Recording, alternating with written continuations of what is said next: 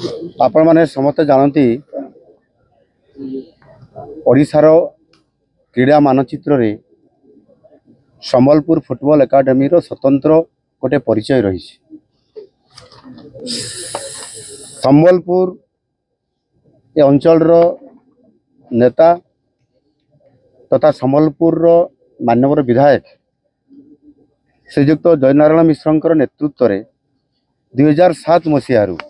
आरंभ होता यही एकाडेमी आज राज्यर क्रीड़ा प्रतिभा मान जातीय स्तर में परिचय कराइबारे ये गोटे बहुत बड़ पश्चिम ओडिशा केवल नुह सारा ओडिशा गोटे बड़ ये माध्यम बनी।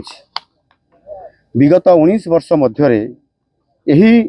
एकाडेमी शह शह पिलांकु प्रतिभावान आकार से विकसित माने विकास कराइबा एवं विभिन्न क्लब रे से खेलिबार सुजोग कराइबा ये गोटे तांकर बहुत बड़ अवदान रही आसी। एकाडेमी अनेक खिलाड़ी विभिन्न विभिन्न बयस वर्गर जातीय फुटबॉल टूर्नामेंट रे समाने मध्य प्रतिनिधित्व करी ये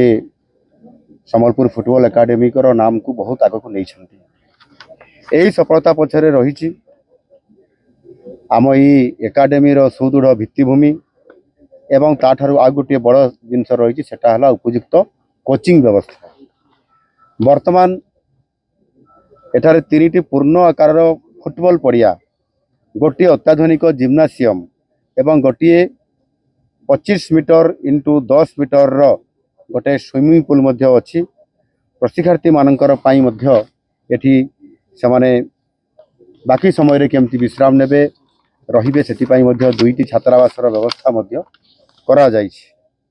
फुटबॉल क्रीडार विकास पई एकाडेमी प्रतिबद्धता ये भाव को सम्मान जनाई एवं मान्यवर संबलपुर विधायक जयनारायण मिश्र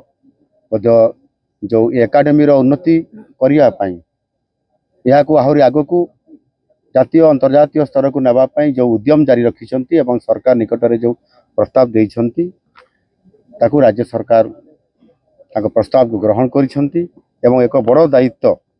सरकार मध्य तांको ऊपर न्यस्त करिछंती। आम सरकार आसिला परे आपण माने जानी थिबे गोटे CM trophy CM cup football tournament ये प्रति वर्ष आम सरकार ये आरंभ करिछंती।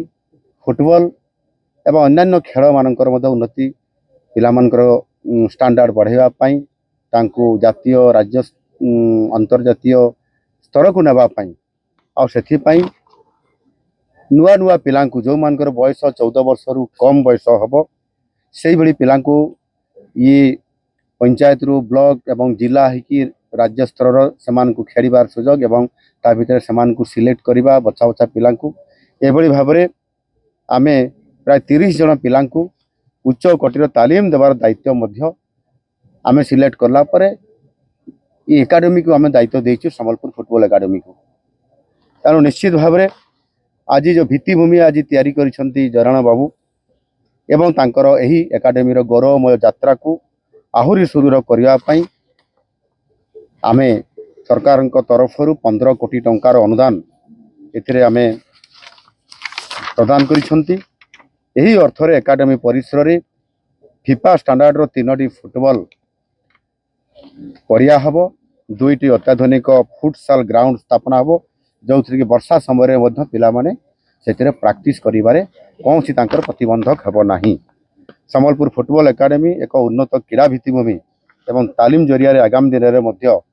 यह राज्य को आहुरी समृद्धिशाली करिवो एवं जहाँ मान्यवर विधायक एठी दाबी रखती जे यार भित्तिभूमि आहुरी आवश्यकता अच्छी आ सेति पई से प्रस्ताव मान देइछंती अधिक आहुरी अर्थर आवश्यकता को से आम पाखरे उपस्थापना करिछंती। निश्चित भाव में सरकार आगामी दिन में विचार करिवे एवं ये संबलपुर फुटबॉल एकाडेमी को आगामी दिन में एक विश्व स्तरीय फुटबॉल एकाडेमी हिसाब रे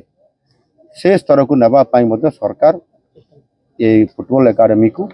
संबलपुर फुटबॉल एकाडेमी को निश्चित भाव में साहाय्य सहयोग देवे एवं तांकु मध्य संपूर्ण भाव में एथिरे अधिक साहस देवे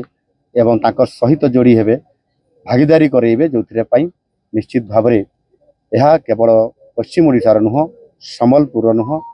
सारा ओडिशा पाई एवं ସାରା ଭାରତ ବର୍ଷ ପାଇଁ ଗୋଟିଏ ଆଦର୍ଶ ଏକାଡେମୀରେ ପରିଣତ ହୋଇପାରିବ। Thank you.